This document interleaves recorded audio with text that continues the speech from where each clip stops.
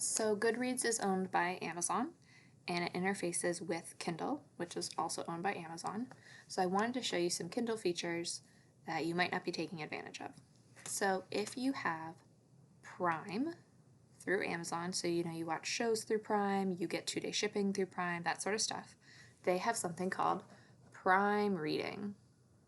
So to get to the screen I'm on, I just literally click Kindle Books, and then I can get into Prime Reading either by clicking up here or down here. If you use the Amazon app, it's at the bottom. You can go to Discovery, and then it gives you the option of Kindle Prime Reading. What is Prime Reading? Prime Reading is a little bit like a library and a little bit like Kindle Unlimited. Prime Reading are books that are selected by Amazon that are free to you as a Prime member.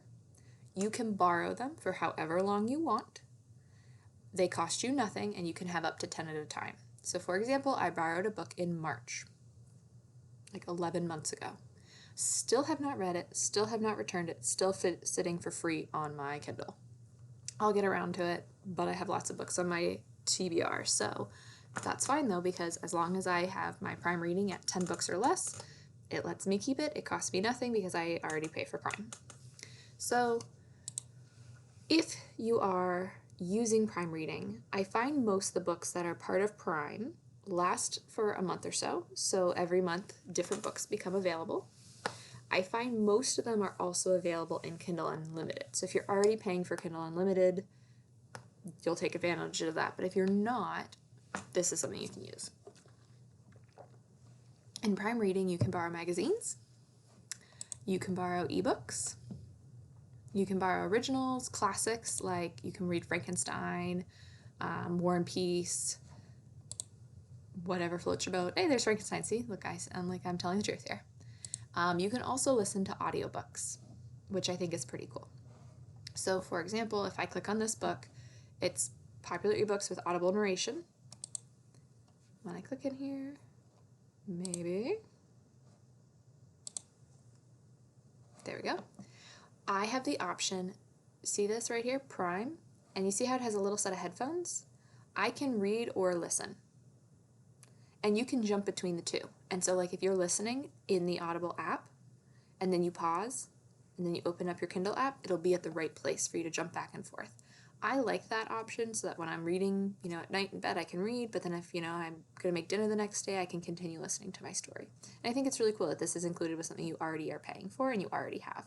And it's going to cost you nothing to borrow it. And again, for however long you want, because as long as you have 10 or less and you're paying for Prime, it's going to sit on your device.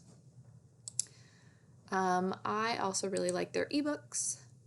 Often their ebooks are the start of a series, and often the books are both available in Prime and in Kindle Unlimited, and I'll explain why I bring that up. Oh, Amy Dawes, I love this book, Blindsided. Great choice if you haven't read one.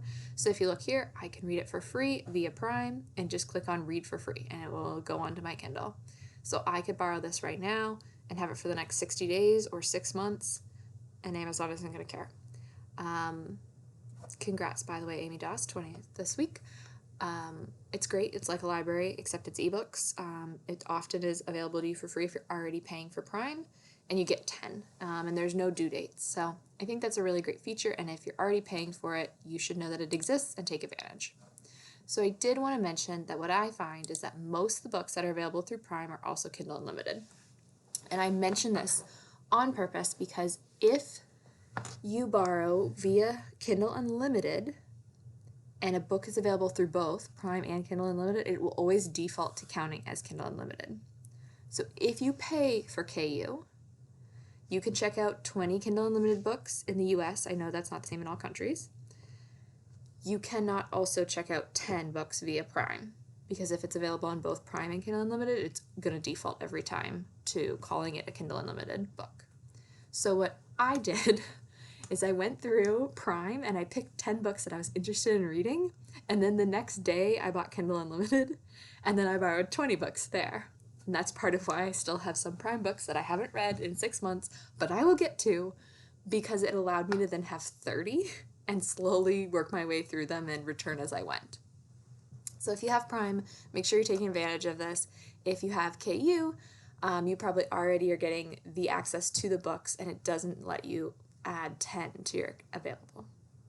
Anyways, hope that helps and that you're able to enjoy a free book this way.